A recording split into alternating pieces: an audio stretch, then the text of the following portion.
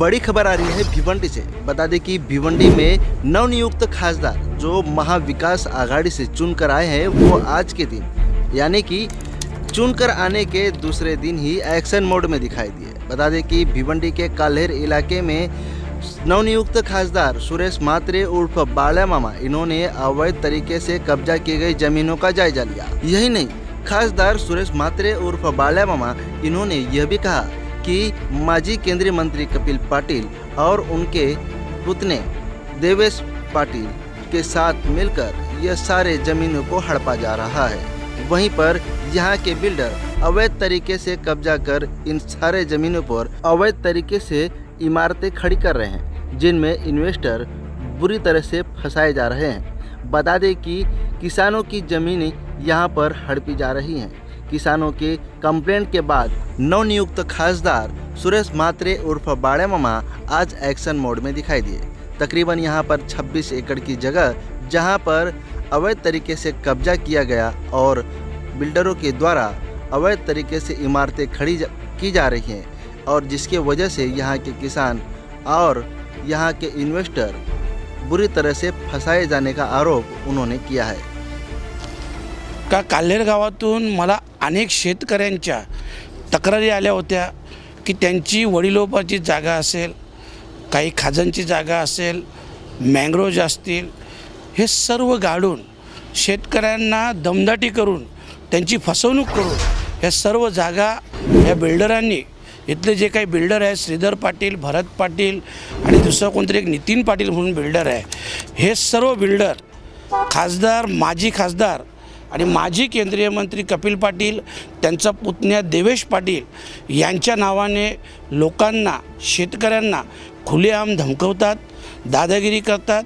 काही गुंड देखील यांनी या काल्हेर हद्दीतील पाळलेले आहेत, जे तडीपार आहेत, इथल्या शेतकऱ्यांना खुलेआम धमकी देत आहेत, जागा लुटत आहेत। आणि खास करून विशेष दुसरं काय आहे की ह्या जागा लुटल्यानंतर मला वाटतं आता ह्या जागांचा सध्याची जी परिस्थिती पाहिली तर सातबारा देखील फॉरेस्टचं झालेलं आहे, पण तरीसुद्धा आपण पाहत असाल खुलेआमपणे हे लोक इथं काम करतात। आणि म्हणून उद्याच्या उद्या मी तहसीलदारांना, प्रांत कलेक्टर आणि MMRD यांच्याकडं मी उद्याच्या उद्या चौकशी लावणार आहे, त्यांना विनंती करणार आहे। कारण शेवटी काही शेतकरी तर शेतकऱ्यांना दमदाटी करतातच, परंतु जे इन्व्हेस्टर येतात ते इन्व्हेस्टर बिचारे अख्ख्या आयुष्यात आपण काबाड कष्ट मेहनत करून जे पैसे कमवतात हे लोक त्यांना खोटे पेपर दाखवतात आणि त्या खोट्या पेपरच्या आधारावर त्यांना फ्लॅट विकतात आणि त्यांची स्पष्ट फसवणूक करतात।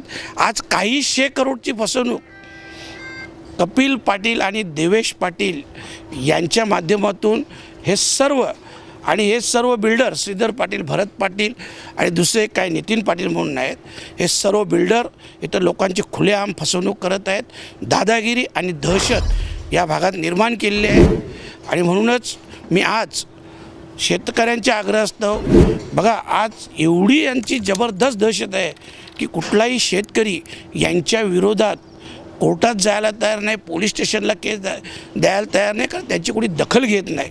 आणि म्हणूनच मी त्या शेतकऱ्यांना शब्द दिला होता, मी ज्या दिवशी खासदार होईन दुसऱ्या दिवशी मी इथली पाहणी करीन आणि तिसऱ्या दिवशी चौकशीचे आदेश लावण्यासाठी विनंती करेन।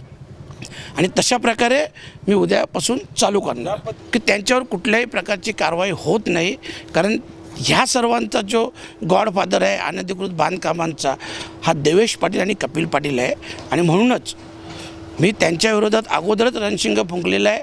आणि शेतकऱ्यांचं देखील बघा जिथं जिथं अन्याय होईल तिथं तिथं त्या अन्यायाला वाचा फोडण्यासाठी मी नक्कीच पोहोचेन, कारण आम्ही शेवटी लोकांसाठी, शेतकऱ्यांसाठी आणि सर्वसामान्यांसाठी माझी बांधिलकी आहे आणि ती बांधिलकी मी जपणार।